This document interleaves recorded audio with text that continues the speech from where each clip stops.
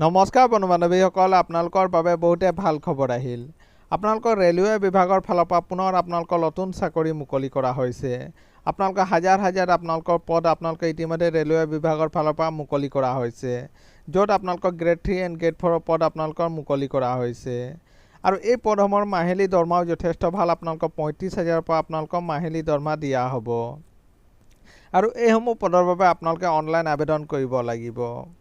আপোনালোকৰ কি পদ আছে, কিমান বয়সলৈকে আবেদন কৰিব পাৰিব, আৰু আপোনালোকৰ কোৱালিফিকেশ্যন কি বিচাৰিছে, আৰু আপোনালোকৰ কেতিয়াৰ পৰা অনলাইন এপ্লাই আৰম্ভ হ'ব, সবিশেষ জানিবৰ কাৰণে আমাৰ এই ভিডিঅ'টো আপোনালোকে শেষলৈকে চাই থাকিব।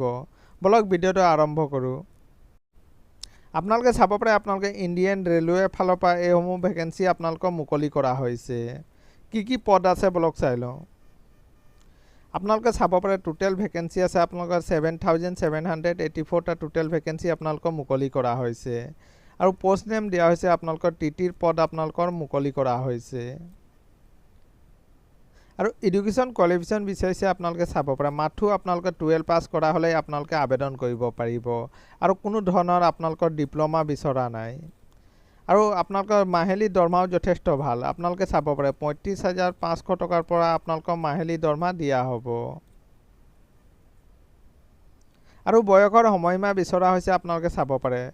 আপোনালোকৰ মিনিমাম আপোনালোকৰ 18 বছৰ হ'ব লাগিব, আৰু মেক্সিমাম আপোনালোকে 33 বছৰলৈকে আপোনালোকে আবেদন কৰিব পাৰিব জেনেৰেল কেটেগৰীয়ে।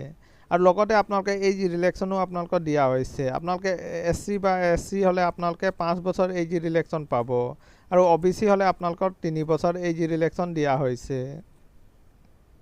আৰু এই পদসমূহৰ বাবে আপোনালোকে অনলাইন আবেদন কৰিব লাগিব। অনলাইন আবেদন আপোনালোকৰ আৰম্ভ হ'ব, আপোনালোকে চাব পাৰে আপোনালোকৰ 15 জুলাইৰ পৰাই আপোনালোকৰ অনলাইন আবেদন আৰম্ভ হ'ব। আৰু আপোনালোকৰ 15 জুলাইতে আপোনালোকে এডভান্সমেণ্টো আপোনালোকৰ অফিচিয়েল এডভান্সমেণ্ট মুকলি কৰা হ'ব। আৰু এই পদসমূহৰ অনলাইন আবেদন কৰিবৰ কাৰণে আপোনালোকে ইণ্ডিয়ান ৰেলৱেৰ অফিচিয়েল ৱেবছাইটত গৈ আপোনালোকে অনলাইন আবেদন কৰিব পাৰিব। এইটোৱে আছিলে বন্ধু বান্ধৱীসকল এটা সৰু সুৰা ইনফৰ্মেশ্যন। সদায় এইদৰে জব নটিফিকেশ্যন পাই থাকিবৰ কাৰণে চেনেলটো ছাবস্ক্ৰাইব কৰি দিব। ধন্যবাদ।